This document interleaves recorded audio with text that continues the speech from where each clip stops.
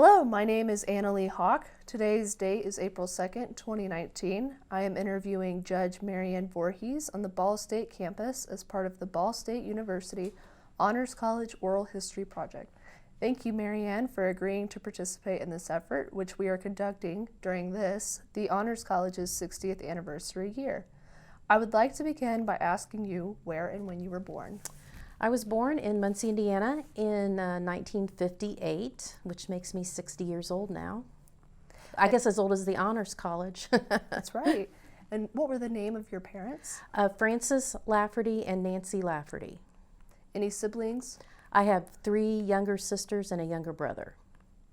How would you characterize your childhood and upbringing as being the oldest child of 5?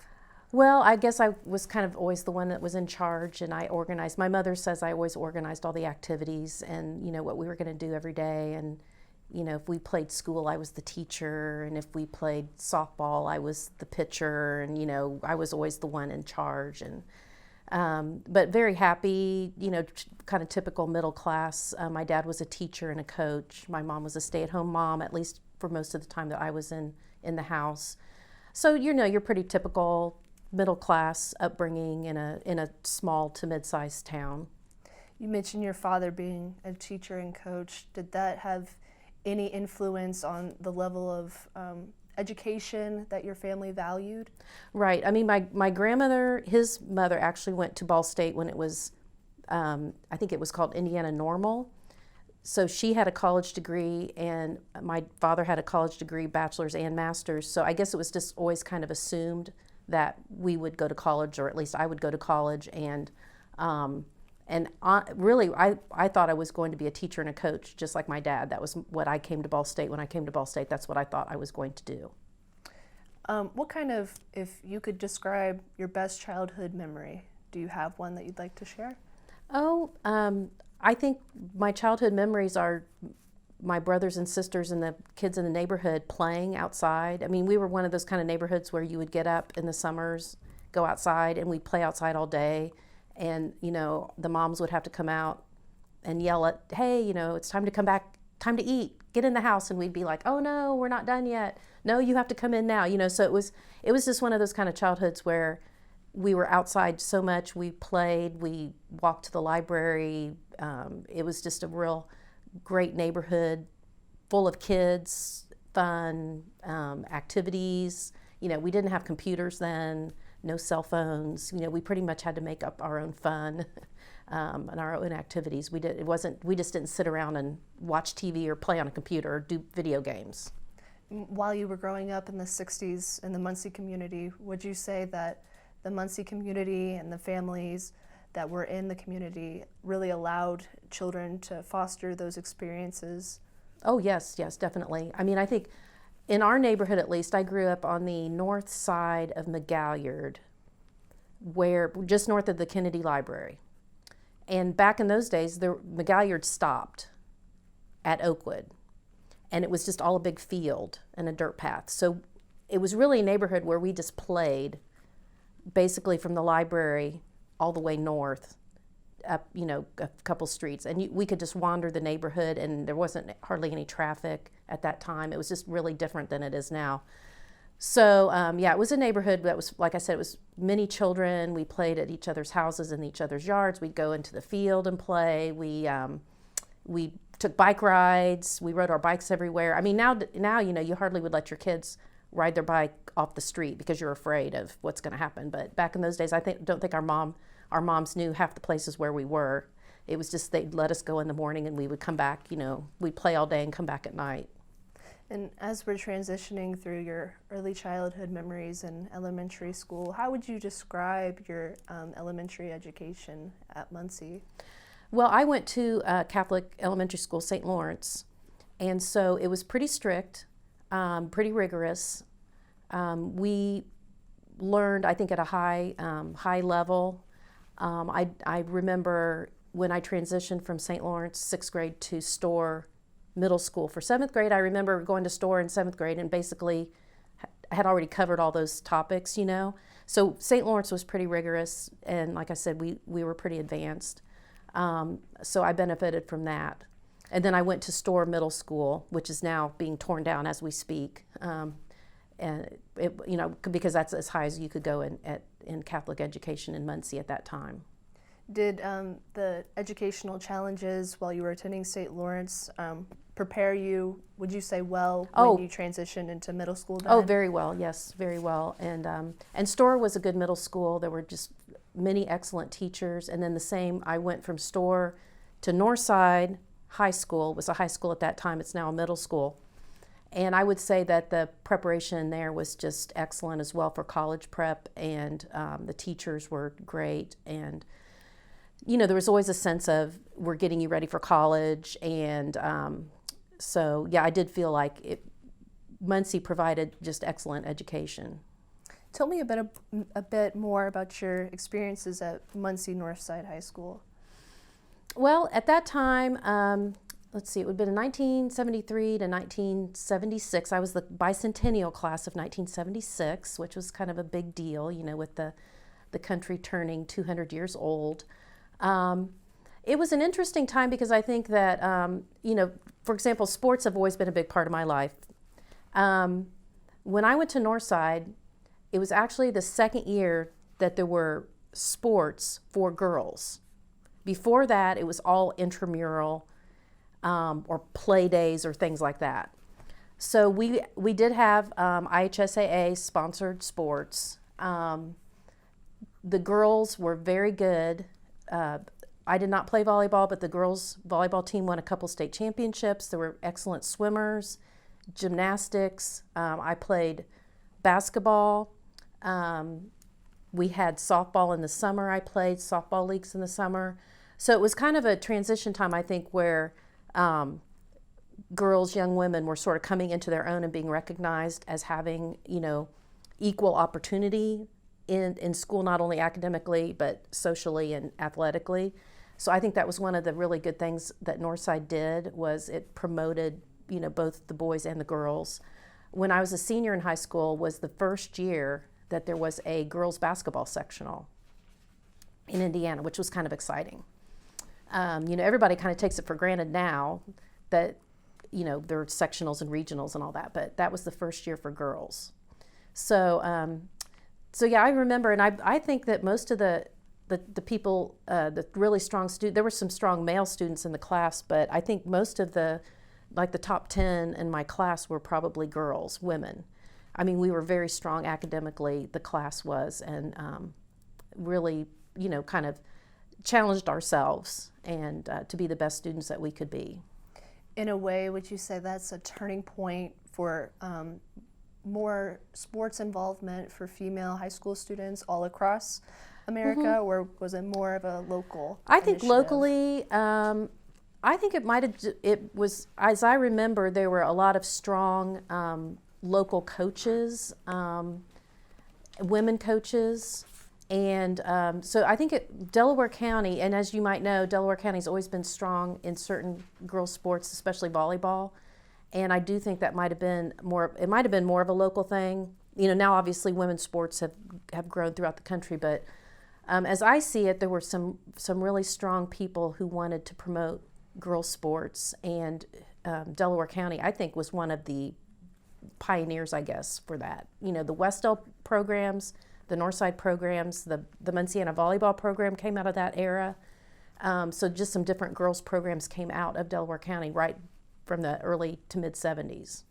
From what you're explaining, it sounds like Northside High School was really into breaking barriers. I think it was. I really do. I think that as I look back, I think one of the things about Northside that I can say, I can say a lot of good things about Northside, I have, but I do really think that the fact that they valued the girls' sports and they put good coaches in, they promoted the girls' sports. Obviously they weren't anywhere really near equal because, Title IX hadn't come in yet, which is another part of my story later. But I do think that the people at Northside said, this is something we want to promote and we want to give girls these opportunities. So yes, I really do think, and I think, as I said, I think Westdale, Delta, to a certain extent Muncie Central, but especially Northside, really promoted the girls' athletics at that time. So those are very vivid memories of girls' athletics. Just one question we would like to know is, do you recall Hurley Goodall's efforts to desegregate? Oh, Northside? yes, definitely. Could you tell us a bit about that? That goes back to probably when I was in more like 6th, 7th, and 8th grade. Actually, my dad was the first basketball coach at Northside. So I remember when Northside was being built. And I do remember that the idea was that it was just going to be for the northwest side of Muncie. But then it was pointed out that the African American students were not going to be included because most of that population lived in a certain part of Muncie.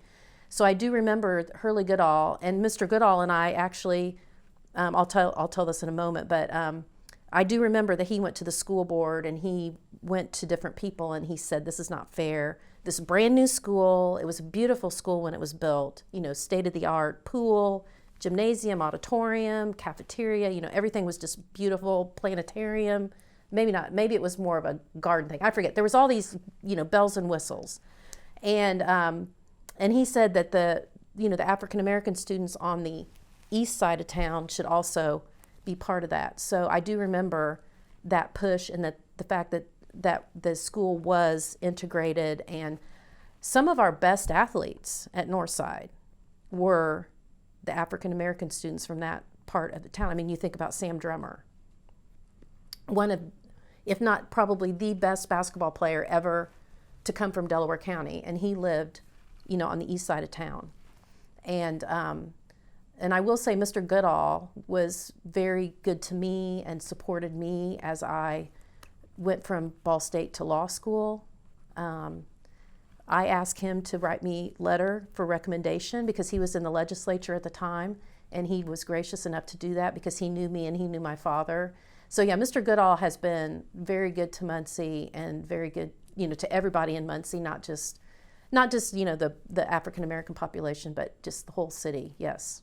While all these initiatives were going on, how would you characterize the relationship between Muncie schools and the greater Muncie community? I mean, at that time, the Muncie schools were really the thing. I mean, it was, Muncie Central, Muncie Southside, Muncie Northside. Yeah, we were rivals, but it wasn't any bitterness or any hatred. I mean, we were all good, healthy rivals. The Muncie schools were huge, big population. In fact, when I went to high school, Yorktown was pretty much, we called them, I think we had a derogatory name, something like Dorktown maybe, or Porktown, I can't remember. But basically it was just a farming community. It wasn't like it is now with all the neighborhoods that have been developed and built and, people moving out there. So, Muncie schools were really the thing in the county, and then the county schools were all good and strong, but, they were very well respected, and, I'm hoping that the efforts that Ball State is making with the local schools can bring back that aura, and everybody can see the good things about the Muncie schools, because the Muncie schools had it all. All the different languages, courses, curricula, advanced classes, the sports. There wasn't anything the Muncie schools didn't have at that time.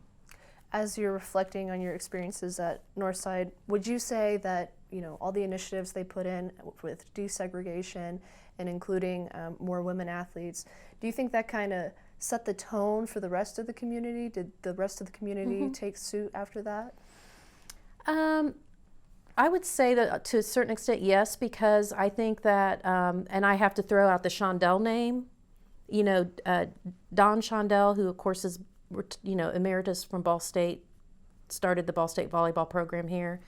His son Steve, they started the Munciana volleyball program, which was for girls to play volleyball. It's a huge thing now. I think the success of that program, which led to the success of like the Burris volleyball program, the Muncie Northside volleyball program, the Muncie Central volleyball program later. I think all that led to a lot of respect for girls' sports, the success of the volleyball. And now it's all through the whole county. I think that there was a lot of, just because of their efforts, people saw, the girls are talented here in Delaware County. And it wasn't just sports, but, just other areas with, Northside had we had this, and Southside had the band. I mean, they had like a state championship band, a marching band. I mean, there were just so many different things that the Muncie schools brought that I think, made the community proud. And, and the girls and then the young women, they were respected for their accomplishments and I think their achievements. Upon your graduation in 1976, what kind of factors were you considering at that point when you were looking towards a higher education? Well, at that time, as you know, I was the oldest of 5 children, and my dad was a teacher, and I don't think my mom worked yet. My mom did go back to work, but it was when my little brother, the youngest, was closer to high school. So money was really a factor at that point. And, Ball State offered me full tuition to attend, and so it was pretty much, a no-brainer that I would just stay and go to Ball State. And obviously, the education that you could get at Ball State was second to none. And as I said, I was going to be a teacher and a coach, and Ball State had the best teachers college in the state at that time. So they were very well respected. So it was just pretty much, oh yeah, I'm going to go to Ball State. I really didn't consider any other options. Was it nice that it was kind of familiar to you as well? I think so. I don't remember as a little girl. I think I spent some time on the Ball State campus. I mean, I remember going to the duck pond when it would freeze over and we would ice skate. I remember going to the old, I can't remember what the name of the gym was at the time, the very original basketball gym. The ball gymnasium? The ball gymnasium, Yeah. Probably, but also the one where the Joanne Gora Rec Center is now. It might have been Irving Gym. I remember going to basketball games. I remember my dad taking me to basketball games when I was a little girl and seeing Ball State basketball games. I remember going to football games. But as far as being like in campus and really integrated into campus, I don't remember that much because neither of my parents worked at Ball State, so we didn't really have any reason to be on campus that much except for maybe sporting events and, like I said, ice skating and that kind of thing. But yeah, I mean, Ball State was... It was a lot different then. I mean, it was a little bit smaller. The whole stamp of the campus was smaller. It wasn't as sprawled out as it is now. I remember most of the classes were like within easy walking distance. I mean, I don't remember, just rarely had to have a class where I had to go from, like, I remember Carmichael Hall, where the honors program was, having to take a shuttle back down to the other end of campus. But otherwise, you were just easy walking distance from your classes. And you mentioned earlier that your grandmother attended Mm-hmm. Ball State, which at that time would have been the Indiana State Normal College Eastern Division. And she was a physical education Right. major as well. So did that play into your decision-making process as well? I don't know that it made me decide to come to Ball State, but I think it certainly, she was inspiring just because she was born in 1906. And so she would have been probably 1924 going to college. And not that many women went to college back in those days. And so just the fact that she valued education and she went to Ball State, graduated. She was actually a teacher before she met my grandfather, and she taught in Rushville. But back in those days, when the woman got married, the teacher got married, she had to quit. So she had to stop teaching. But I think that she just inspired me just from the fact that she did go to college, and she, her family sacrificed and she sacrificed so she could go to college, and and she was just a really good example. Although I didn't think it was right that she should have to quit after she got married, but that would have been 1928, 29. I'm not sure when that happened because my dad was born in 1931, so it would have been somewhere in the late 20s. And then, so you mentioned that you received a scholarship Right. for fast pitch softball. Right. Well, there were actually two different things. I had an academic scholarship and I want to tell you how much tuition cost. I still remember this. It was on the quarter system. Tuition was $240 a quarter. Yeah, so tuition was $720 plus books. And I'm sure that we probably spent, I don't know, $100 a semester on books, which seemed like a lot of money then, but you probably spent $100 on one book. But yeah, that was the tuition at Ball State back then. We were very blessed because the state did a substantial subsidy to the universities and colleges, which I'm not sure exactly what the formula is now, but yeah, I mean, it was a lot more affordable back then. Before you made your final decision to attend Ball State, were there any other offers that you received from other institutions? I think there were a couple places that had written to me, and now you have to keep in mind that sports had nothing to do with going to Ball State, because at that time there was no recruiting and anything like that. So it was just purely academic. But there might have been a couple other schools that had written and were interested in me coming. But like I said, with financially speaking, with my parents' situation, it just made so much more sense just for me to go to Ball State. So when you finally transitioned from being a senior at Northside and graduating in '76, what major did you declare when you came in as a freshman? Well, okay. Let me tell you another thing that happened that doesn't happen anymore. We could do this test. I think it was called the CLEP test, CLEP, and we could get advanced credit up to 40 hours. So I tested out of 40 hours, like general studies. Then we could also take a test for placement in our foreign language. So I tested for my Latin. And I think I tested into like third quarter of second year Latin, which meant I took that class and I already had 2 years of Latin done. So I had all these hours. So I ended up majoring in Latin, and I had a math minor and a phys ed minor and the honors program. And the only way I could have done all that is because of all the hours I tested out of. I probably tested out of, and I also tested out of one of my English classes.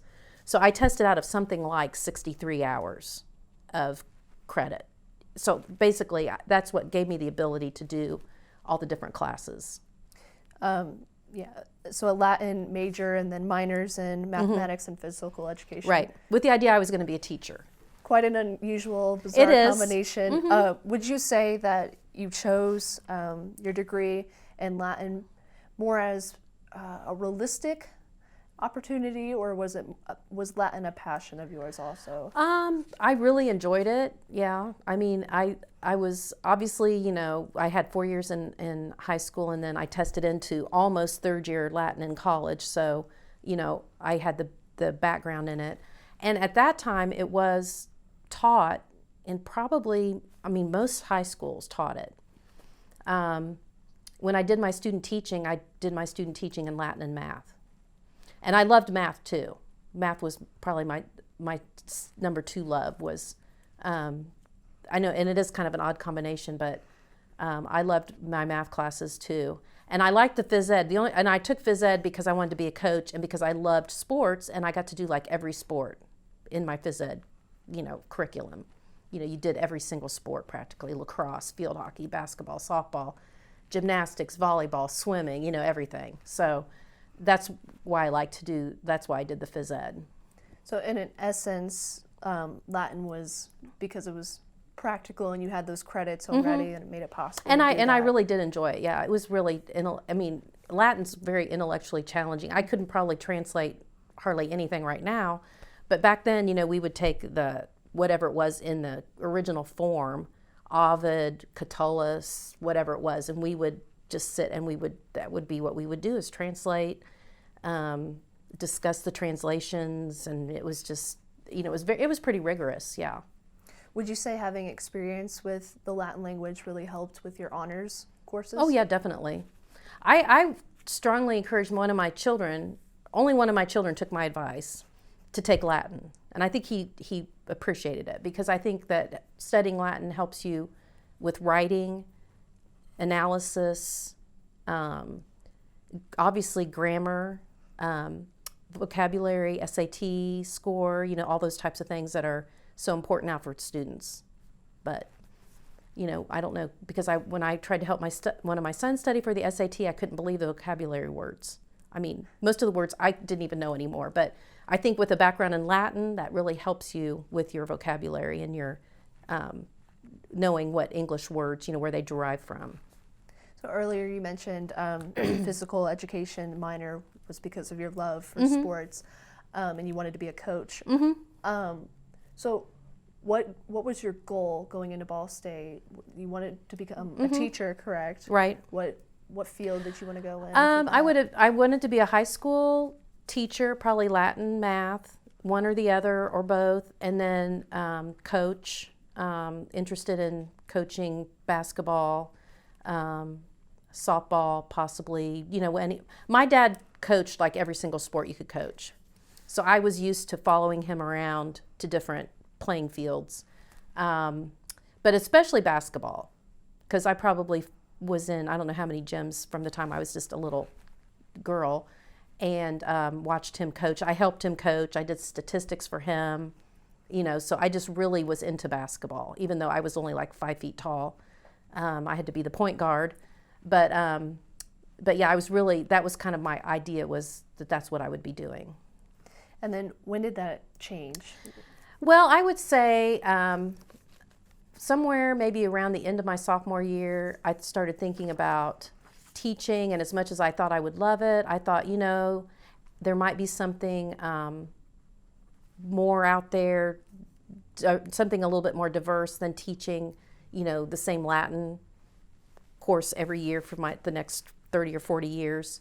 And I would have to say the honors program, which I think it was the honors program at the time I was there, had a lot to do with that development of my thinking. Dr. Vanderhill had a lot to do with maybe saying to me, why don't you think outside the box a little bit? Think about doing this. So yeah, I think the honors program had a lot to do with that. And I think that toward the end of my sophomore year into my junior year, I thought, I really think I might like to try and think about doing something different. Diving more into the honors college experience, what were some of your favorite aspects? I loved the immersive writing. We did a lot of writing. We did a lot of reading. I loved the humanities series. As I recall, there was again, that's quarters. There was a 3-quarter humanities series where you really got into literature, plays, short stories. You talked about them, you wrote about them. And I really love writing, and it helped me quite a bit to think, I really do like to write, and it helped me a lot with later going to law school, because that's how you express yourself basically in law school with your exams, as you write. So I remember that, the humanities sequence. I remember the movies. I remember that we had to go see certain films, like famous films, art films, Ingmar Bergman, Dr. Strangelove. All these films I'd never really bothered to watch. And, we were required to watch them, and we would have discussion about them. There were different books that we were required to read, and we would discuss. I know that Dr. Vanderhill found out that I was a big baseball fan, and he invited me to come to lunch one time with a big group of people, because this famous author of a baseball book was there.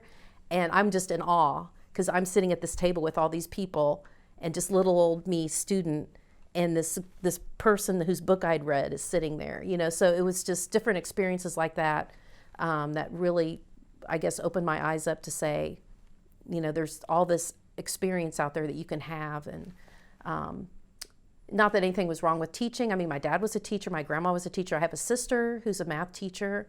So, I love teaching, but I was thinking, there might be something out there that is even going to open my mind up more than teaching. Would you say that those opportunities and experiences that the Honors College and Dr. Vanderhill were able to provide for you, is that really when you started to change your mindset from teacher to perhaps there's something else you would like to dive into? I definitely, yes. I remember having a conversation. Dr. Vanderhill called me, and I don't remember if he called me literally on the phone, but I think he said, come see me. And so I remember going to his office, and it was just the two of us, and I think we were sitting in chairs kind of like this, and he said, I would like for you to consider, he says, I know you want to be a teacher, but I'd like for you to consider possibly maybe going, teaching at the college level, or, doing something different other than what you're thinking about. And, honestly, I guess I hadn't really, I guess I didn't know any lawyers. never even met a lawyer, didn't have any lawyers in my family. And I think that just sort of spurred me to think, well, maybe that's something I need to look at, is look at something, like I said, totally outside my experience and outside of my knowledge.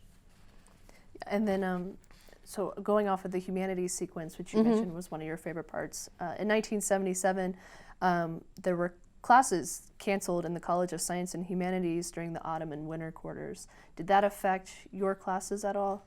I don't remember. I remember the blizzard of 78, and that we were in class. I mean, we were out of, Ball State actually closed down for, I forget, like a week or 10 days or something, which had never happened before. But I don't remember any other classes being canceled. So it must not have affected your not that I recall. advancement in your degree No, at all. no, nothing like that. That's good. And then also during that year, they started to offer science courses. Do you recall any science courses that you might have taken? No, because remember, I tested out of so much of my general studies, which I don't think they let you do that anymore. But I remember I took an anthropology class in the summer, but I don't think it was specifically an honors class. But I don't remember really I think I tested out of so much of that. And then as a honors student athlete, what kind of time commitment issues or management issues would you say were the greatest concern to you? Well, you have to remember back in 76 to 80, the women's sports really weren't anything like they are today. We had, first of all, there were tryouts, believe it or not.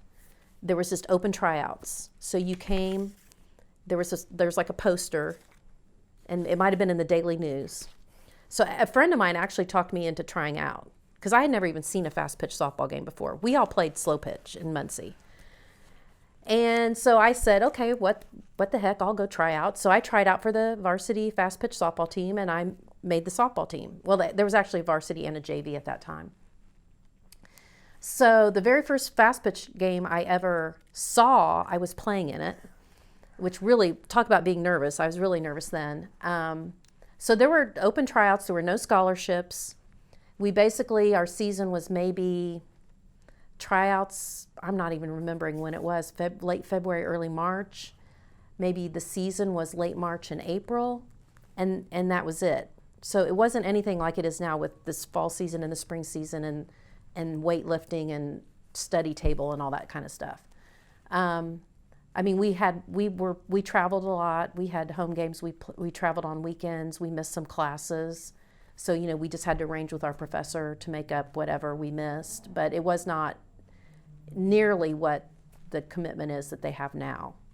So overall, you would say that it didn't have a huge impact on No, not at all. being an honor student? No, not at all. I do remember some of my especially my Latin classmates thought it was really funny that I was a softball player when they found out, because they looked at me and they're like, you're a softball player, a Latin student and a softball player. So, yeah, it was, they found that quite humorous, but then I don't know, the whole Title IX, I don't know if you want to get into that, but then that was sort of what I consider, I don't know, my claim to fame or whatever, is that I was in the first class of women athletes to receive a scholarship because of Title IX. And I really can't remember if it was my junior year or my senior year. But the softball coach just came to, I don't remember how many scholarships she had, maybe 9 or 10. And so basically she just came to the returning varsity players and said, you have a scholarship. And we were all like, what? We have a scholarship? What are you talking about? Well, Title IX had come into effect, and the school was mandated to start, funding women's sports in some way. I don't think it was equal at that time, but at least bringing them up to speed with the men's sports.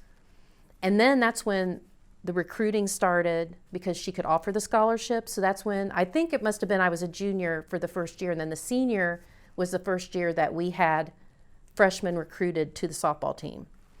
So that's really kind of the transition years, like 79, 80 for Ball State, for when the women's sports, started to become what they are now. Yeah. With the recruiting and the scholarships. And, we traveled in these beat up kind of junky vans driven by the coach to our out of town tournaments and games.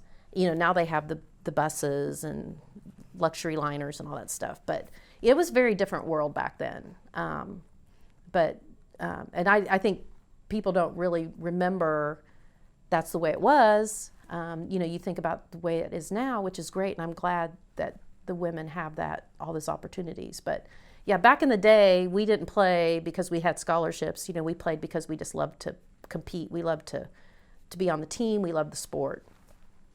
And while we're on that topic, it would have been 1965, I believe, that Senator Birch Bayh authored Title IX. So as you were talking a little bit about the effects, 78, 79, it's a little late. It is. Yeah, it did take a while, didn't it? I think that's why we were all surprised, at least my friends on the softball team, because, Title IX had been out there, but it had never really done anything for any of us women. I mean, and Ball State actually, I will say, even though there weren't the scholarships, Ball State had a lot of women's sports teams. They did. Did the women get scholarships? No. Did they ride on these fancy buses? No. Did we have the best uniforms? No. We called them paper dresses. They were like these really thin material. If you slid, you would usually end up with, the strawberries. But we still had teams and we got to compete. And there were a lot of women who had the opportunity to compete, which was wonderful. It was great. But yeah, I mean, as far as the funding and the money side of it, we didn't see really hardly any of it.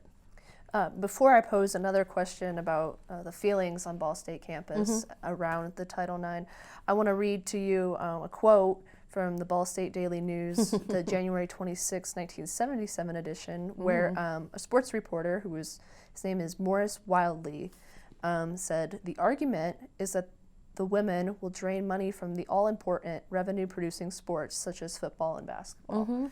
Would you say that was the general feeling on campus as well? That, as I recall, I think that's probably the general feeling then, and it probably even persisted, even maybe not now, but up to, I'm not even going to say how many years ago, 5-10 years ago. I think there's always been that perception that women's sports are taking money away from football and basketball, which really isn't true. I mean, football and basketball throughout the United States have always maintained the money. I think the problem is that they had to cut other men's sports to fund, to equally fund the women's sports, like the men's gymnastics, the men's track and field, whatever it may be. They were the sports that were cut. But I always think there was a perception that the women wanted money, and that because the women wanted money, they were going to have to take money away from football and basketball. And I think there was some resentment about that, yes. I was just it's so early on, I'm not sure anybody even noticed in 1978, 79 that we were getting scholarships. It probably wasn't until more into the 80s, maybe the early 90s, that, the impact of Title IX really became evident.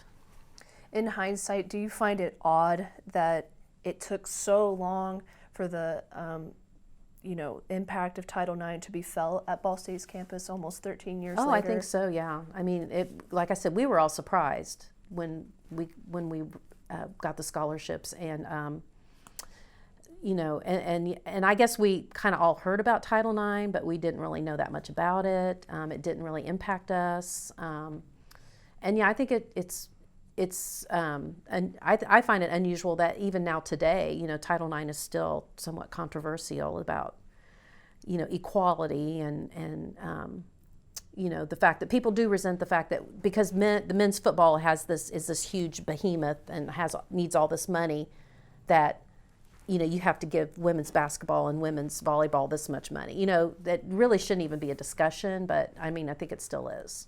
Would you say that those discussions have improved over the years, or have they remained stagnant? Oh, I think they've probably gotten better, but I think there's still a little bit of resentment that the women's sports don't create the same revenue that the men's sports do, and so that they take the perception that they take money away from the men's sports. But I don't know that there's that many men's sports that produce big revenue either, unless you have a big television contract like Notre Dame or the Big Ten Network or something like that. More going into your role as a student athlete, who were some of your favorite teammates or coaches that you can recall? Oh gosh, well, my coach 3 years was Judy Rainey. Raney, and she was just a marvelous, very stoic, kind of deadpan person, but and we were always like trying to tease her and do stuff behind her back, and she was just really a good role model for us. She was just very professional, very organized, very disciplined. Just really enjoyed playing for her, and I believe when I was a senior, she left, and I think she went to the United States Post Office, and she moved back to she was from Kansas, and I think she moved back there maybe. But Andy Seeger, who later became the first women's athletic director at Ball State, the first athletic director to be a woman at Ball State, she was our athletic trainer at the time. So she was always around, and again, she was just a great role model because, here was a woman in charge of the athletic training for this women's sports. Eileen Keener was the women's athletic director at the time. Again, a wonderful person, very caring. She would call each of us into her office. I don't remember if it was every semester or once a year, and she would sit down with us and make sure that our grades were good and that we were on track to graduate. She really cared about her athletes. Jackie Schmidt was another women's coach. She was a lacrosse field hockey coach, just an excellent coach. There were just, Debbie Powers was my high school basketball coach, and she came to Ball State, and she was the women's basketball coach at Ball State. Again, another excellent coach. There were just a lot of really excellent coaches and role models for all of us women athletes, all very professional. And then, teammates, had dozens of teammates, still am friends with several of them. Lori Robbins-Burge, who lives over in Winchester, she was our shortstop. Sandy Lounsbury, she's a golf pro out in Palm Springs, California for the junior PGA. She was outfielder. Leslie, well, she didn't play volleyball, or she didn't play softball with us, but another athlete, Leslie Ladwig Winter, she's an assistant superintendent of schools up in Mississinawa. She was a Ball State athlete. So, there's just so many I could name, but I think that was one of the best parts about being an athlete, was just the friendships and the relationships that you build with the people that were on the team. All those role models and friendships, how did that help you want to become a better, not only student, but athlete and person? Yeah, I think that they all represented Ball State so well. And we were known, the softball team, my sophomore, junior, senior year, we were, and not because of me, believe me, I was just this little short, left-handed, I did anything to get on base kind of person. I wasn't the major cog on the team, believe me. But we were a good team. We won 2 state championships. We were 4th in the regionals. My senior year, we still say if one of 2 bad calls had gone our way, we would have gone to the Women's World Series of softball. So we were a good team.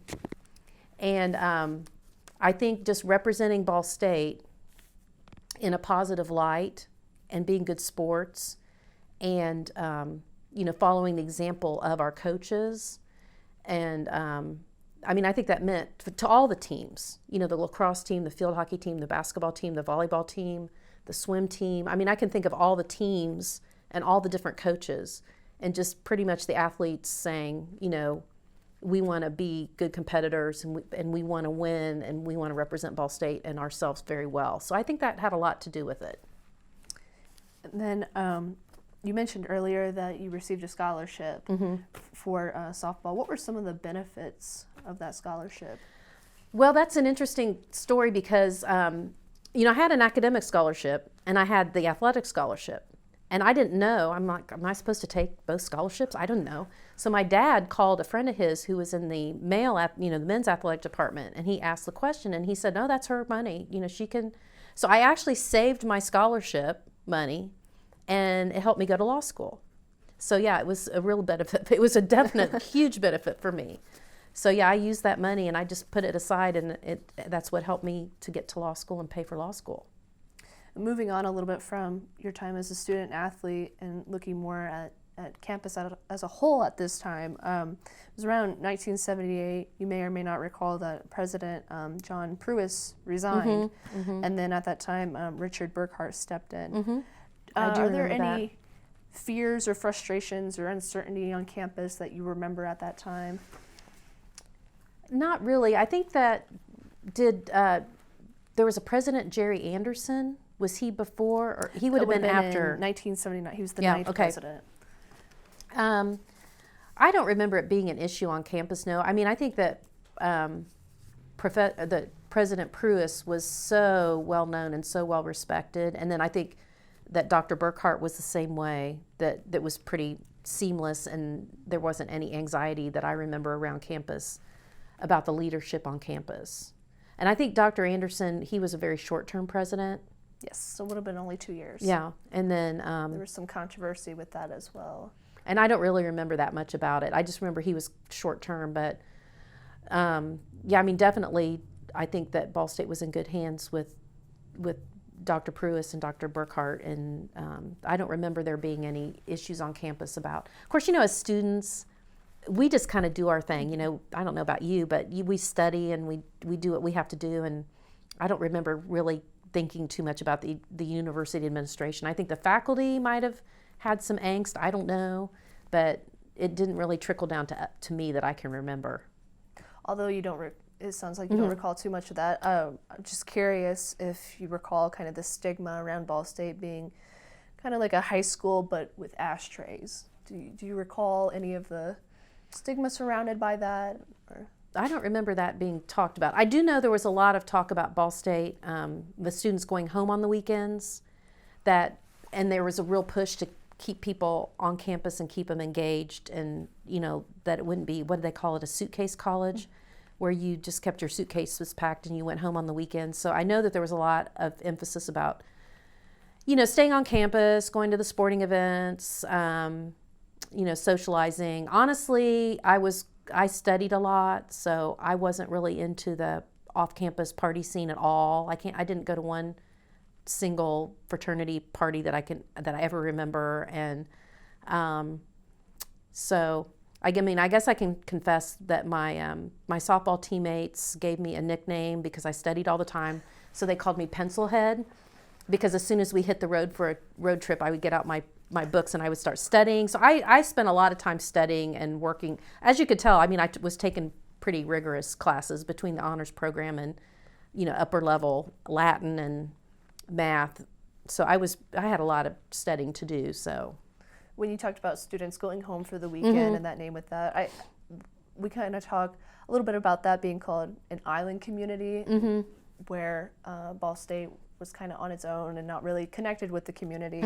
What would you say the town and gown relationship was like at that time? I think at that time there was probably a lot of separation between Muncie and Ball State.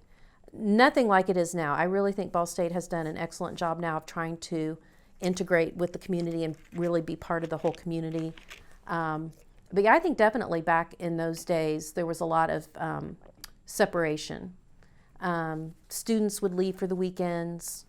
A lot of them, you know, maybe didn't patronize the local businesses the way they do now, as far as, you know, going out to eat and staying around for the weekend, going shopping, that kind of thing.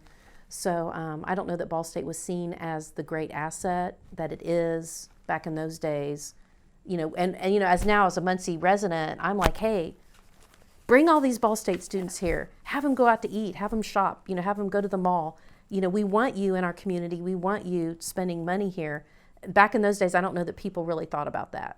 It was kind of like, oh, all these Ball State students are here. The streets are crowded. I'm annoyed. You know. So yeah, I think there was definitely it's both ways back then. But now I think it's changed quite a bit. What do you think Ball State could have done to maybe improve those relationships between the community and campus? I just think I think what Ball State has done now with the outreach, like sending different faculty into different projects, different parts of the community, interacting, having forums, opening the campus up to just as many people as you can, bringing younger students in to show them. I mean, there were probably countless Muncie schools students who never came to the Ball State campus, who probably never even thought about going to Ball State. Where now I think that there's a real effort made to get the students to come to campus and say, hey, look, here's Ball State, here's what it would be like to be in college, and you need to think about this. So yeah, I mean, I think that there could have been a lot more done, but that back in those days, I don't know that anybody really thought about it. When you speak of those connections, are you referring somewhat to President Mern's Better Together initiatives? Right, exactly. Yeah, I think starting with maybe before, but especially with Dr. Gora and forward, I think that there was a lot more emphasis on getting the Muncie community and Ball State together. The immersive learning projects that have been done, a lot of them have benefited the community as a whole. So yeah, I do think that that I don't know how many years it's been, maybe in the last 10, 15 years, there's been a real emphasis. And, having lived in Muncie pretty much my whole life, I can definitely see a big difference and a big change in the attitudes going both ways. Muncie citizens to Ball State and Ball State to Muncie. And talking about those immersive learning courses, were there any courses that you were able to take at that time? They didn't have anything just like that. I think the honors program probably had the closest to that, just because, like I said, we would have the film series and the discussions, and we would have different opportunities to, like I said, like going to lunch with a famous author or being involved in a reception or something like that. I don't remember there being any projects that would be like an immersive learning project. There could have been, but that one escapes my memory. And then some of those honors curriculum requirements were that you needed to write a thesis your senior year. So I'd like to discuss a little bit about your thesis, which you titled A Female's View of Sports. And your director was Richard A. Brozio. Could you characterize him for a bit for us, and how he may have been a role model to you at that time? Right. He was a professor of, I believe, educational psychology or secondary education. It might have been secondary education. And I don't know why, I just really, I really enjoyed a class that I took from Dr. Brozio, and I felt like, he's somebody I would really like to sort of engage with and do this research and bounce ideas off of and get his feedback. And he was very friendly and open, and really excited, to be able to do the project. So I don't remember exactly what class I took from him, but it was one of my education classes. And that's why I asked him if he would help me or be my sponsor or whatever it was that we had to do to write our thesis. Could you explain a little bit of that process of writing your thesis? Honestly, you sent it to me, and I remember writing it, but I don't remember a lot about it. I know that the books in my bibliography, if I can look at it real quickly here, were books that I think that Dr. Brozio and had us read in his class. Some of the education, and then there were a lot of sports books that I had read on my own, because as you know, I'm like really into sports. But Dr. Brozio had kind of introduced the whole topic of the culture of narcissism. I know we talked about that in his class. We talked about sport and society, the joy of sports. So I think that was kind of the jumping off point, was his class, and just thinking of sports and society as a whole and how they interacted and interrelated. And then from a direct quote in there, you wrote, "In our culture, a female must realize that women athletes are not as accepted as those of the male species." When you reflect on that, do you think there is a parallel in the professional workforce as there was in the educational realm? Yeah, I think at that, again, you have to go back to the time that I wrote that, which would have been like 1980. And at that time, again, Title IX had just started doing its thing in women's sports. And so we were considered kind of like second class, especially before Title IX got into action. And as you reflected, a lot of there was some resentment because it was felt that we were taking money away from the men's sports. I think too, when you looked at the women's professions at that time, I know women who preceded me in law. Some of them might have been like the only woman in their law school class, or maybe there were just a handful of women.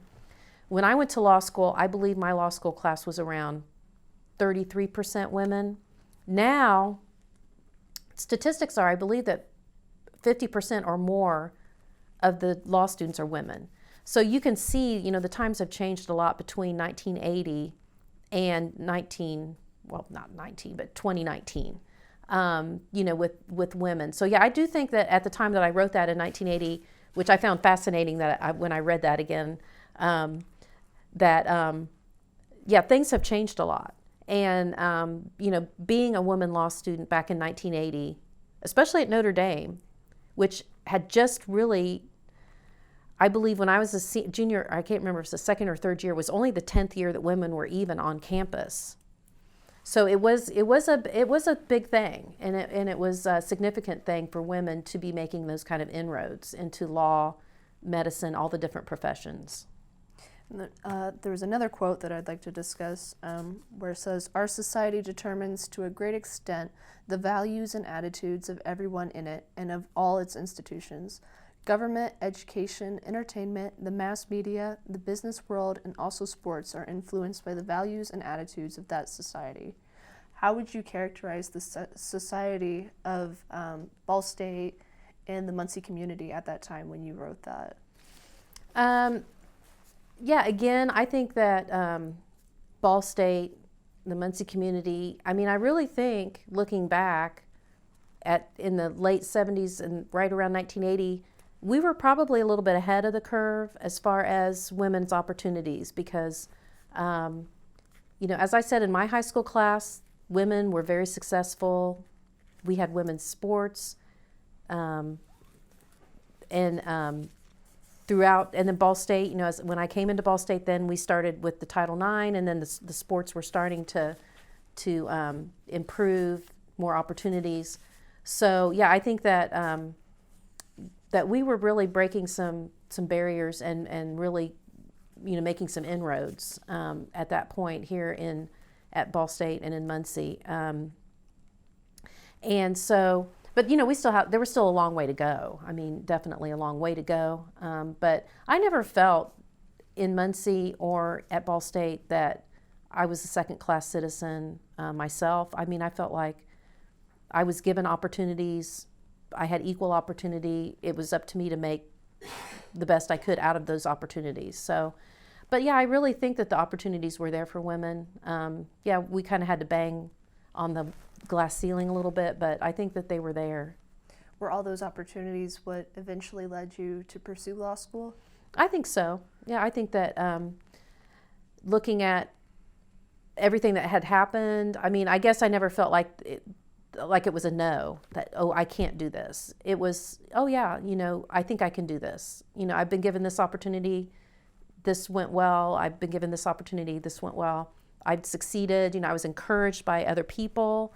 So yeah, I think that's probably one reason that law school, I thought, appealed to me. As I said, I didn't know any lawyers. I'd never even met a lawyer. There were none in my family. Fortunately, I didn't get in trouble, so I didn't have to go to court ever. I was never called for jury duty. So I guess in looking back, I'm like, what was I thinking? But I decided to, I guess my mind was open enough that I thought it would be something I could try. And then upon your completion and graduation of your Ball State education in 1980, what were some of the factors and reasons for choosing Notre Dame Law School? Well, I wanted to go either to IU Bloomington or to Notre Dame. Those were my two dream schools. And again, it came down to money. I was accepted into both, and Notre Dame offered me a full tuition scholarship called the Kiley Fellowship, K-I-L-E-Y, and it was funded by a family in honor of a judge in Chicago. And I was very fortunate to receive that, because, as you know, Notre Dame's a private school. And, now tuition is just, at all law schools, is so high. But I think in 1980, the tuition was somewhere between $4,000 and $5,000 a year. When I graduated, it was $6,000 something a year, which was a lot of money back in the early 80s. So, but I really did want to go to Notre Dame, and I was fortunate that I was offered the scholarship, and I was able to attend there. I'm sensing a common theme of a lot of firsts for you. Your eldest child, one of the first women to receive an athletic scholarship, one of the first women to go into Notre Dame Law School during their 10th year of accepting women. Has being first ever been something that you place a lot of emphasis on, or is it something that just kind of came along with the territory? I think it just came along. And then another one of my claims to fame is that I was the first woman to serve as editor-in-chief of the Notre Dame Law Review, which was totally inadvertent on my part, but you have to run for editor-in-chief. It's an election. The second and third year people on the Law Review vote you in. And we were in the Law Review lounge one day, and this guy in my class was talking, and he said, "I'll never vote for a woman to be editor-in-chief." And I just kind of looked at him, and I was like, okay. So I thought I would put my name in just to make a point. So I put my name in, and then there's this evening, and you have to give statements, and then they interview you, and then they cut down the candidates to 2, and I made the final 2.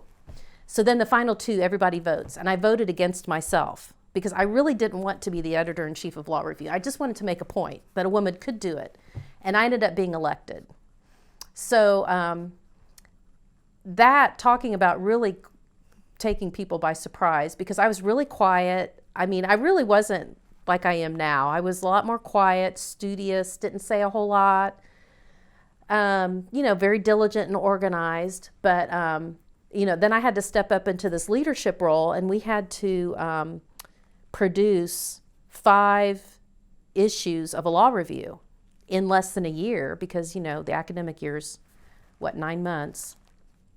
So pretty much that's all I did my 3rd year of law school was work on the law review and to take my classes. So it was a big challenge, but I stepped up, and I always remember a friend of mine told my dad after graduation, he was like, I was really surprised when Marianne was elected, and I didn't know if she could do it, but she proved herself. She did it. So that was one of the real, I guess, crucibles or whatever that I really had to step up and do the job. And because I was on the law review and editor-in-chief, that's what led to being able to be a law clerk. So then I was able to go to the 6th Circuit in Cincinnati and be a law clerk to a federal circuit court judge, which was another great experience that I had. So, but yeah, it just happened. I mean, I didn't set out, as I said, I voted against myself. I really didn't want to be the first woman to be the editor-in-chief. So if you want to say, why did you run? I really have no idea. I think I just wanted to make a point that women could run. But yeah, I think things just happened that way. And it was a good time for a woman too, Like I said, there were more women coming into the law school, getting more respect. So it was just a really good time. Upon your initial joy and excitement on receiving, editor-in-chief, what were some of the fears or maybe challenges that you faced in that leadership role? Oh, lots of fears over deadlines. I wish I'd brought the volume with me because I actually still have, like after you're on law review, you get you can buy a bound copy of your law reviews that you did, and it's about that thick. And many, many challenges. I mean, deadlines. We had a professor who wanted an article in the law review because there was a case coming down in one of the federal circuit courts, and he basically wanted to tell the judges how to rule. And so he wanted to write a law review article about it. And so he literally hand wrote a law review. This was back before you had anything digital. The manuscripts would come in typed up, and we had to have a secretary type them in. So it was very tedious. And just organizing everybody into the editing process and the people who had to edit the footnotes. The second years had to edit the footnotes and they hated it. And they were like, why do we have to do this? Well, that's what all the second years have to do. That's your job. Just get over it.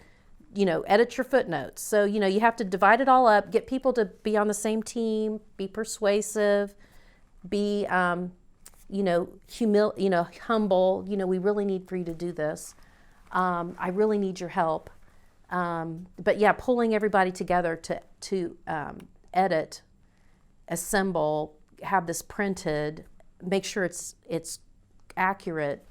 But yeah, we had a professor, he literally hand wrote this article and it had to be typed in and all of it had to be proofed and all the footnotes had to be checked. And I remember spending like 20 hours in 1 week just reading the footnotes in this law review article. That's all I did. So yeah, it was very challenging, but I guess would I trade it? No. Looking back, it was a great experience. It opened doors for me that I wouldn't otherwise have had, and so yeah, I'm glad that I had the opportunity to do it.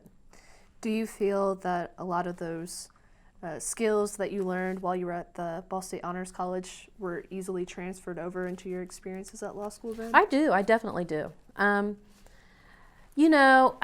When I went to law school, when I went to Notre Dame, I went to law school and there were students there from Ivy League schools. You name it. Harvard, I think, you name all the big name schools. And here I am from Ball State. And honestly, I didn't feel like I was any less prepared to go to law school than any of them were. Because what I found out was it wasn't where you went to school. It is what you did when you were at the school where you were. Some of the people that I knew that went to the big name schools told stories about how they really didn't really study at the schools. They didn't take advantage of that education. They got through, they got their diploma. But I think, at Ball State, and especially with the honors program, it was rigorous. We had to do a lot of writing. We had to do a lot of analysis. We had to do a lot of thinking.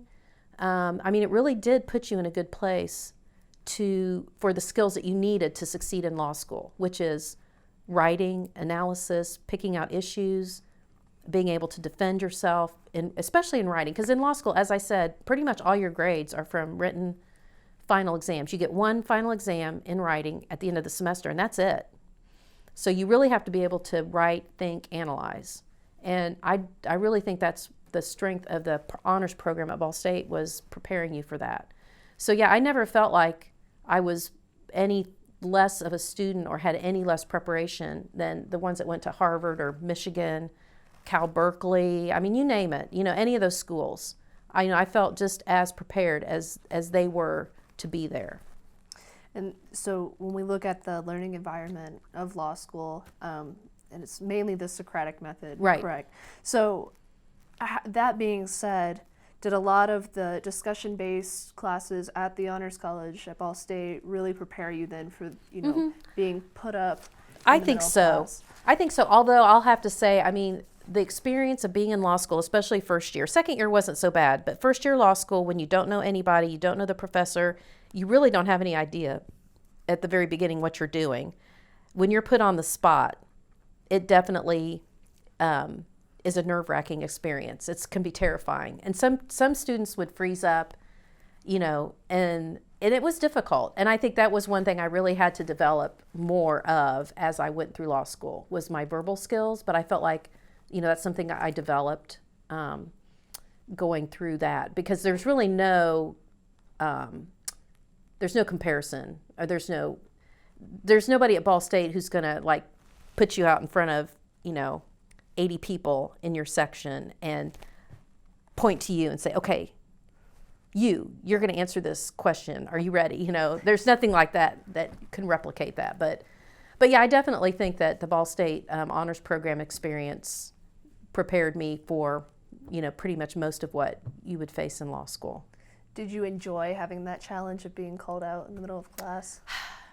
Probably not at first, but I think as I got along in law school, maybe the second semester, second year and on, I mean, I felt a lot more comfortable and ready and prepared. And then, we had moot court competition and that type of thing. And so that helped too.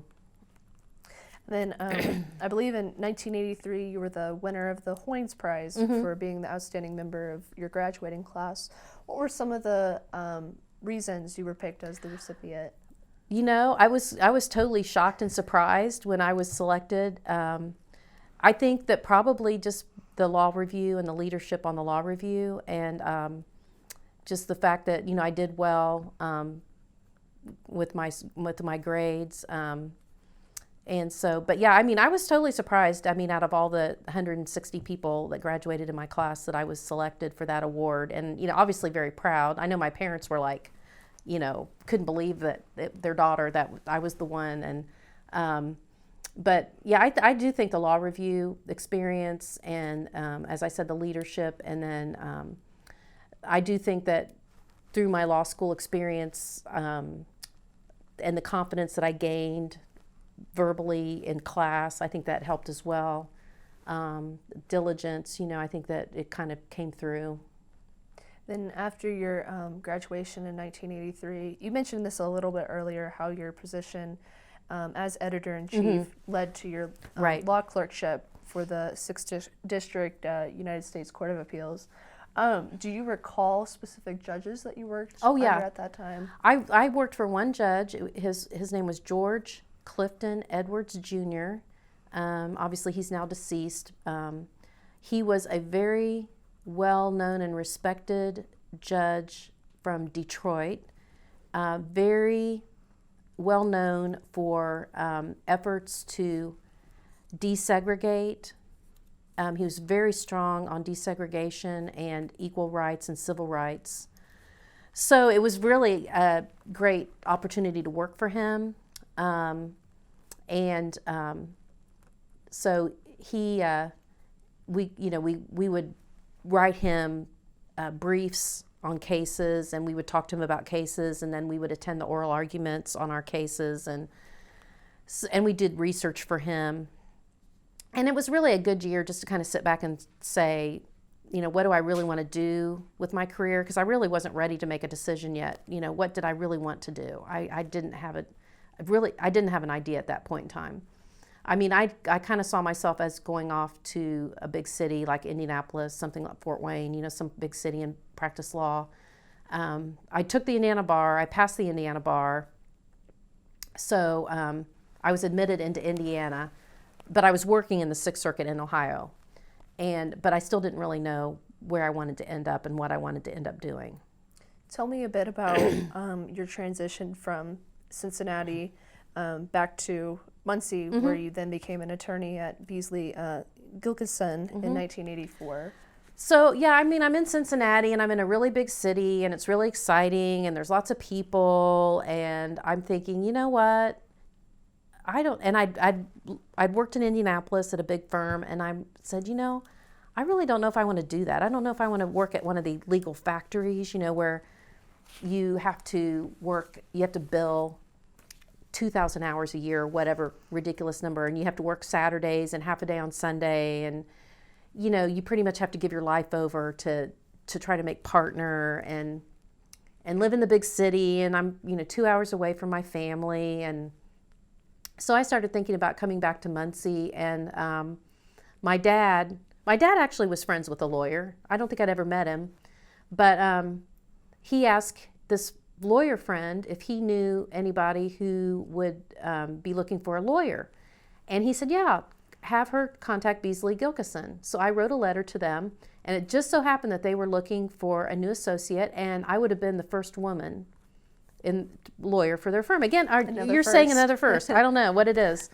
So I drove down, from Muncie to Cincinnati, or from Cincinnati to Muncie, and I interviewed, and they offered me a job. And it worked out perfectly because I'd already been admitted to the bar, and I couldn't start till September when my clerkship was over, and that was fine with them. They weren't in any hurry.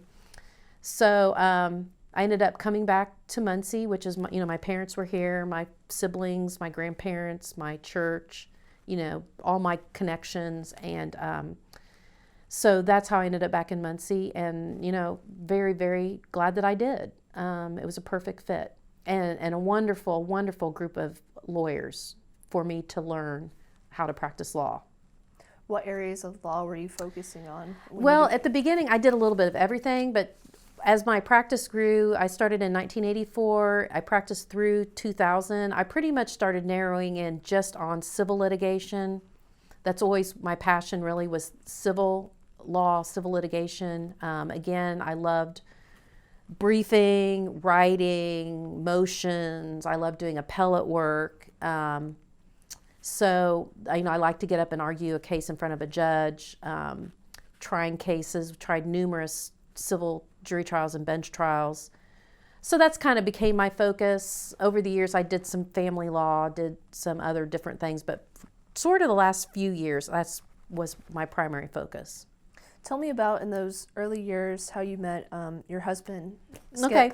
Vorhees. Well, that is a kind of still a funny story. I was working in the office at Beasley Gilkison, and his stepfather was one of the partners who I worked closely with, and his office was right next to mine. So my husband went into the office and asked, his name was Chick Clark, and Charles R. Chick Clark is one of the most memorable, notable members of the Muncie Bar Association. He passed away a couple years ago, but all the lawyers in town remember Chick Clark. And so he went in to talk to his stepfather, and he said, "Who's that in the office?" And he said, "Well, that's Marianne Lafferty." And so Skip said to him, "Do you think she would go out with me?" And Chick said, "Well, how do I know? What do you think this is, middle school? Go ask her." So he came and asked me to go out to lunch, and so we ended up getting married, and we've been married now since 1987 and have 3 children. And then, so how did that relationship as being an associate attorney and then now being married, potentially starting a family, how did that affect your life and your time management at that time? Well, I would say that Beasley Gilkison was just a wonderful place to work, and being married, and then we were married a couple years and then had our first child, and then time off, no problem, take all the time you need. So it was never an issue. They were very family oriented, very supportive. Then, but yeah, I mean, it was challenging from practicing law, and especially after having children, because I would try to get home at a decent time, but I would a lot of times take a pile of work home with me, and after the kids were in bed, do some more work. So, but as I said, Beasley Gilkison was a great place to be with families. They were very much oriented toward the family and taking care of your family first, and being a good lawyer, but taking care of them. I mean, I guess another interesting thing is that after our daughter was born, our first child, my husband actually quit working to go. He had some hours done at college, but he came to Ball State, and he was a stay-at-home dad. So he was a stay-at-home dad for maybe 5 years with our first 2 children. And so I worked, and he took care of the kids, which was great for me. And, I could focus on work. He focused on home. So I think that to a certain extent, that also really gave me a different perspective on family. I mean, I always saw the role of parents as being co-parents, that parents work together, that you had equal roles, that, one parent might be responsible for this, but the other parent might be responsible for that. So I think that really affected and kind of shaped the way that I looked at cases when I'm a judge. And then around this time frame of 1984 to 2000, you became a part-time master commissioner in 93. So again, how were you able to kind of balance? It was that work difficult. schedule? Yeah, I mean, it was difficult. I loved my work as master commissioner. Judge Caldemeyer, who just recently passed away, Stephen Caldemeyer, kind of out of the blue called me into his office. Again, we're sitting in chairs, and he says, "I want you to be my master commissioner." And I was saying, well, okay, didn't really practice in front of him very much, didn't really know him, but again, it was a great opportunity. And I pretty much handled his civil docket, but it did make life a lot more hectic having to go to court, do cases for him, and then go back to the office and do my own cases. So it was quite a bit of juggling, and again, a reason why, a lot of times I'd have to take work home at night instead because I had to be in court sometimes during the day. So, but it was very rewarding, and I really enjoyed that work. And that then, as you can see, I'm sure we're going to go on. When the opportunity came for me, I either had to quit being a part-time master commissioner or I had to go full-time. And so that was another real transition point for me. And when you went full-time in 2001, was that kind of when, your passion for civil litigation became full-time, coming from the private sector, then over to the public sector? Right. It was a very difficult decision just because I really, I really loved, seriously was so close to so many of the attorneys at Beasley Gilkison, and particularly my father-in-law, Chick Clark, Frank Gilkison, Jack Buckles. I mean, I can't name them all. I'd hurt their feelings if I don't want to leave anybody out, but they were just such a wonderful group of people. But I really came to think that it was just it was difficult to have, what did I have then? 3 kids and practice law and be just the rigors were just, it was just getting to be a lot. And my husband had gone back to work by then. So I looked at my passion was really enjoying the master commissioner work and the judge type work, and not enjoying as much the practice of law and the more antagonistic and the adversarial part. I really enjoyed the judge part, where I could sit there and listen to people and make rulings versus sit here in front of a judge and argue side of a case. Because most of the time I would tell my client, this is how we need to settle this case. This is how it's going to turn out. And my client would be like, no, it's not. And, I'm not going to. We can't settle. And then we'd go to court, and the judge would do exactly what I said, and then the client would be mad at me. And I'd be like, that's what I told you. And I wrote you a letter and even told you this was like what was going to happen. So, I was kind of getting tired of that whole dynamic. And so when the opportunity came to go to the court system full-time, we sat down and talked about it and decided that was the thing I wanted to do, and it was my passion, like you said, and so that's the way that I went. Veering off a little bit from your career and some of your service work with like the United Way of Delaware County, with the board of directors from 96 to 2000. Tell me a little bit about how that impacted the Muncie community. Yeah, I mean, one thing I would say too about Beasley Gilkison is that we were encouraged to serve on different boards, and we were kind of, different boards would come and say, oh, you haven't done this yet, and we want you to do this. So it was encouraged. I think that being at Beasley Gilkison and getting involved on all the different boards that I did, it was a great impact on the community, and just being part of different organizations. I mean, I can think about the United Way, the Muncie YMCA, the Muncie Public Library Board. Oh gosh, there were so many different ones. I can't even think off the top of my head anymore. But, they were all great experiences, and, you could meet people in the community. Did you see any growth in, the Muncie community, but more specifically the Ball State community, getting engaged in more of those service projects? Oh, sure. Yeah, I think that, Ball State's always been pretty active. I mean, especially with the YMCA, the YWCA, the United Way. They've always been very involved in part of those communities. I was on the Cardinal Varsity Club board for several years.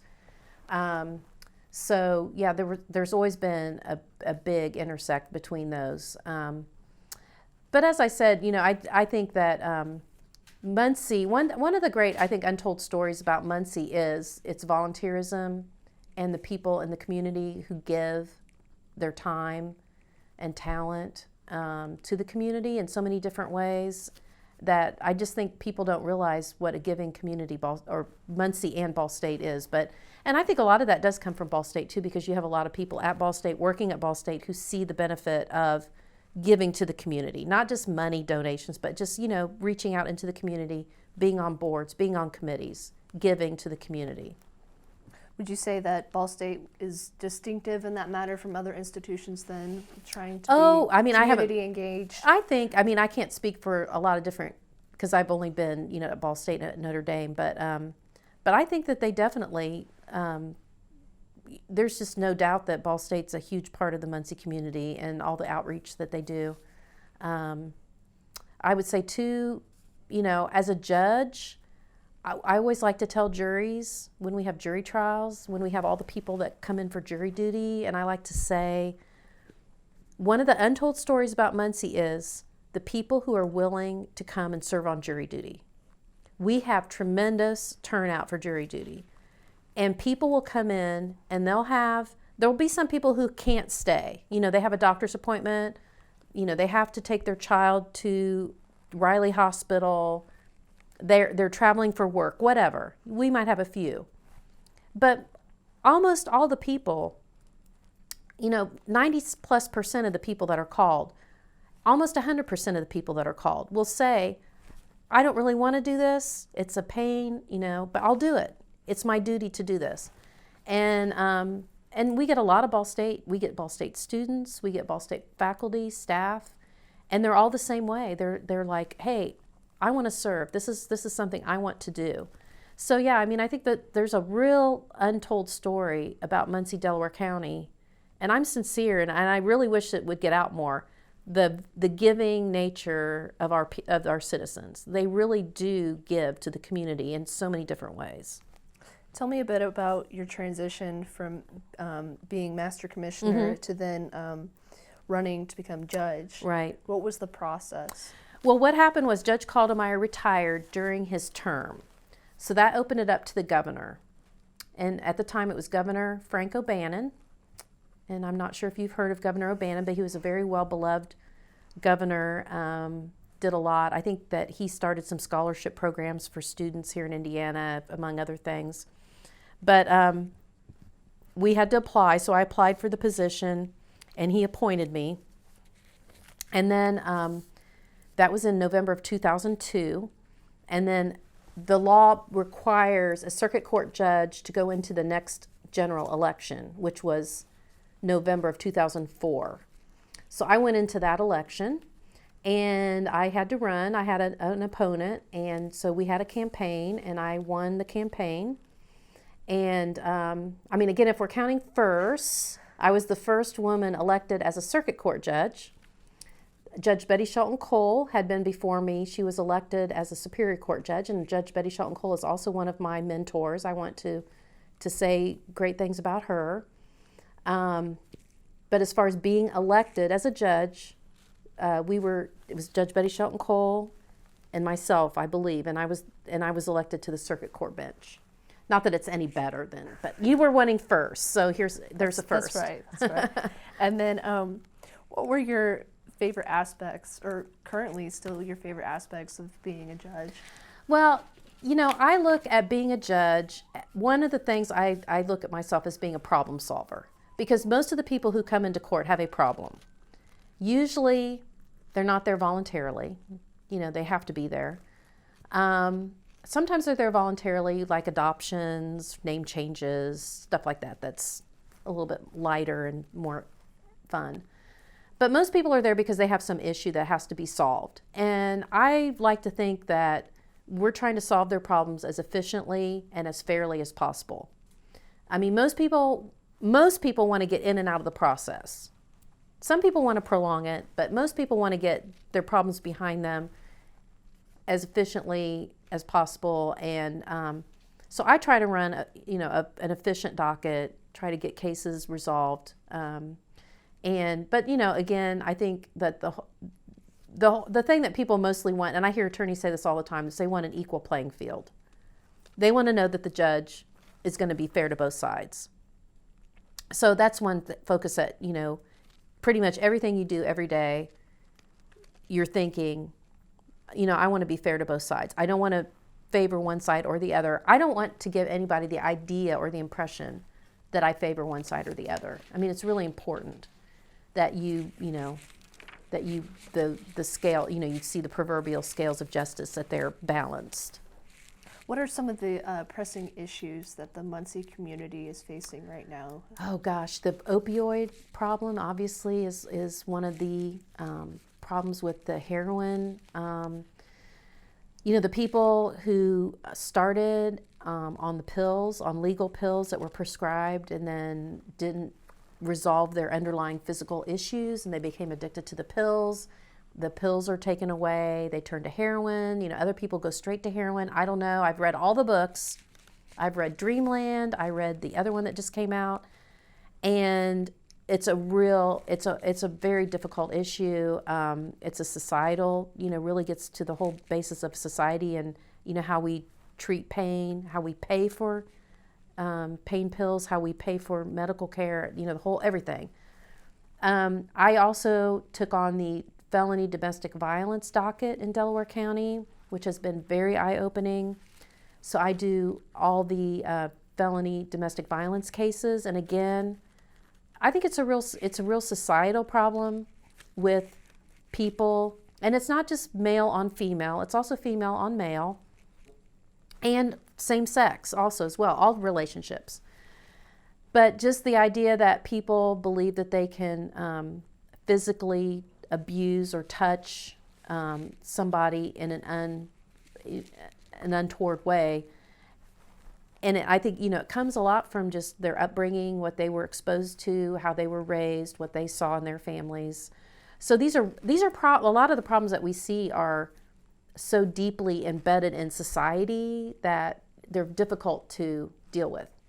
I mean, yeah, we could put somebody in jail, we could send somebody to prison, but it still doesn't solve the root of the problem. And so, as the longer I've been judge, the less I'm enamored of, let's just stick somebody in jail, let's just send them to prison. I mean, some people have to go there. There's a reason we have them. But, we're really, sometimes it's very frustrating because we're really not getting to the bottom of the cause. And a lot of it is drinking, substances. The story starts out, well, we were drinking one night, we got in an argument, and then he punched me in the face. A lot of it comes back to alcohol, substances, and that type of thing. When you were discussing the opioid crisis and epidemic here in Muncie and in Indiana and the nation at large, when you were a member of the Delaware County Coordinating Council to prevent alcohol and other drug abuse, what were some of the the issues with the opiate addiction amongst youth and adults, and how were their programs put into place that could help that? Yeah, I think when I was on that, the focus was more on the alcohol. I mean, I know we did the real life drunk driving reenactment for the kids in the prom season, where we reenacted the fatal collision, and then the student is prosecuted and has to go to prison for drunk driving. Yeah, I'm not currently on that. The opiate thing has really hit Delaware County hard, and there's still, I think, throughout the state, they're still trying to figure out strategies to deal with it. I know recently we've gone to some medication-based with the Vivitrol injections, which block the opiate high, the buzz from opiates, and that seems to be the real way to help people is the medicated assisted therapy. The books that I've read say that some people will relapse a dozen times before they finally quit. And so, the question is, when you intersect the criminal justice system with substance abuse issues or mental health issues, that's when you really get frustrated because, I've sent numerous people to prison to a rehabilitation program, which is free. They're locked down, and I'll tell them in court, you really need to go to prison, you really need to go through this program, you need to be locked down, you need to focus just on this. That's your only focus, is going through this program and getting better. So they do. We bring them back out of prison after they do the program, and what do? They go back to whatever it was. So then sometimes we send them back to prison for a second shot. So, I don't know what the answer is. Really, I don't know what the answer is. It's very frustrating. I think it's very frustrating for everybody throughout, from the governor's office, through the courts, through everybody about, how do we assist these people in stopping the use of drugs and not overdosing, in the meantime.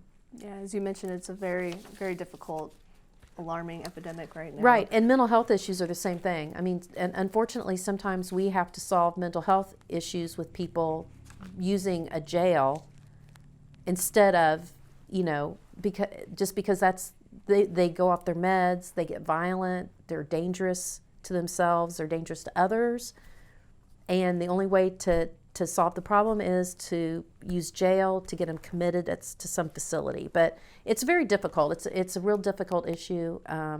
Judges throughout the state of Indiana deal with these issues every single day, and there's really no good answer. Veering a little bit from that topic, so now in your 17th year as a judge and with all that experience, what, in your opinion, differentiates a good judge from a great judge? Well, I think that I feel like I shouldn't say I'm a great judge, but I feel like the better judges, let's put it that way, they're very curious. They want to learn. They want to find out better ways to do things. They're open to change. I mean, I don't feel like I'm the same judge now that I was even 7 years ago. I feel like I'm open to change. I'm willing to look at new ways of doing things, more efficient ways of doing things, different ideas. So I think that a good judge will be steady and will be do things the right way, and you won't have any, no one have any issues with them. But a really good judge is going to be somebody who's curious and who's going to say, well, why is that? Maybe do some more research, try to figure things out. Say, hey, is there a better way we can do these things? Is there a better practice? What's better for, if I do it this way, is it better for people? If I do it this way, is it better? Yeah, I mean, I just think that the better judges are always curious, they're learning. We have a lot of educational opportunities in Indiana for judges that are free to us. They take advantage of the opportunities. They're open-minded to different things. That's when I think of the judges that I really admire. That's kind of what I think about. Is the people that are innovative, open to new ideas, starting new innovations. Would you credit your time at Ball State and the Honors College with a lot of those great judge characteristics? I think so. Yeah, I mean, I think that, I remember at the honors program, like I said, just watching movies and just seeing movies, like I said, just movies that you wouldn't, back in the 70s, what did we go see at the theaters? Animal House and, I don't know, Ghostbusters, I forget. But, seeing real films and having great literature that I otherwise wouldn't probably have read and discussing it. Yeah, I mean, I really think that just kind of having a curious mind, that I think that has a lot to do with it. And then your curious mind and your dedication to service with being on countless organizations such as the Community Foundation of Muncie and the Judges and Lawyers Assistance Program. What advice would you have for students that are trying to get more involved within the Muncie community? Yeah, there are so many volunteer opportunities. One thing I would say is don't try to spread yourself too thin. I mean, I think when I look at applications or resumes, I want to find something you're passionate about, something that you really care about, because otherwise it's just a chore. So find something you're really passionate about and give yourself to that. Don't worry about doing 2 hours with 10 different things, because that's really not very impactful. But maybe you're doing 20 hours on something that you're really passionate about. You can really be impactful for that, and you can make a difference. So that's what I would say, is find things that you really are interested in and really put it toward that. Make a difference. I mean, don't even join an existing organization, but maybe you have an idea for something new. Start something new. Go to a professor, go to someplace and say, hey, I've got this idea. Can we do this? Try to do something new or different even. But yeah, I think I see a lot of, especially the high school kids, try to do everything. And I don't see them really making a difference. I mean, yeah, it's great that they were on 10 different organizations, but you know, you don't really see the impact. But then you might see some students who said, I saw this need here in my school, so I decided to do something about it. You know, I saw kids going home from school on Friday afternoons with no food, and they weren't going to eat all weekend. So I decided to start a food pantry at my school. You know, there's kids that have done that. You know, something really impactful that's really passionate for them. It's really great advice. And so as we're wrapping up our discussion today, and as you've had time to reflect on all your life experiences, there was another quote from your thesis that I would like to bring up. And it was, I hope that I can look back 50 years as my grandmother can do, and say, I really had fun playing ball. I wish I could still do that. Now it's only being 40 years later. But my question is, and not only with softball, but your experiences as a Ball State alumna and Honors College alumna, can you really look back now and say, wow, I wish I could do that again? Yeah, I mean, I think one of my kind of dreams is even been to maybe even teach a class at Ball State. I've never had the opportunity, but I think it would be totally cool to teach some class. I don't know if it's political science or some legal studies class or anything, just to be, you know, with the students again. And but yeah, I did, because I reread my thesis, and then I read that quote, and I thought, you know what, that quote came true, because I really can look back and say, you know, I had a really good time, played a lot of softball, then I took up tennis. We didn't talk about that, but I've taken up tennis now. I'm playing tennis with women my age, my level, yeah, I mean, I really feel like it's been a great however many years since I graduated from Ball State, and I really feel like I'm still doing it. Not that I could do it again, but I really feel like I'm still doing, you know, the same things that I was doing at Ball State, just on in a different playing field, so to speak. You kind of talked about maybe coming back and teaching at Ball State. What are some of your hopes and goals for the future Ball State? Well, that's a tough question. I mean, I think continuing to reach out into the community. I think one thing I would like to see Ball State do is encourage and or inspire more faculty and staff to be in Muncie and live in Muncie, make Muncie their community. I think that if we had that happen, Muncie would be it would just even be a better place. But, you know, I know there are so many people that are living down in Noblesville, Fishers, Indianapolis area, Carmel. I mean, I don't blame them, but, you know, Muncie is just a wonderful town to be in. It's a great size. It's great to raise your family here. You know, we do have good schools. We have good community. So, I mean, I think if Ball State and even, you know, the IU Ball Memorial Hospital could, and I know there's initiatives to do that, and I think Ball State's part of that. But yeah, I mean, I think if Ball State could draw some more people back into Muncie, it would just make our community just so much better. And it, you know, I think there's a whole lot of quality of life issues that we've addressed in Muncie that have made Muncie such a better place to live.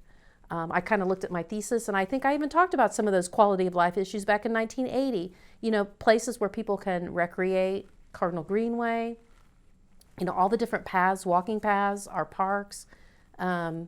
Youth sports leagues are here. The Muncie YMCA is a wonderful asset. I mean, we just have so many wonderful assets here that make it a good place to live.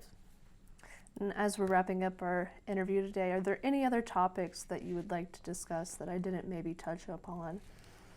Not that I can think of, no. I mean, I would just say in summary that, you know, I've always looked at the Ball State Honors Program as being, you know, really formative for me and something that made a difference in my life, and I really appreciated it. And I cannot remember that many of the professors' names. I remember Dr. Vanderhill. I remember Dr. Francis Rippey. I remember Victor Lawhead. Yeah, he was one of my professors in the honors program. I know there were more. They were all wonderful. As I said, they were all intellectually challenging and really opened the mind up to possibilities. And as I said, I mean, I really appreciated the opportunity to give this interview just because, you know, the honors program did mean a lot to me. Thank you. It's been a wonderful opportunity for us as well.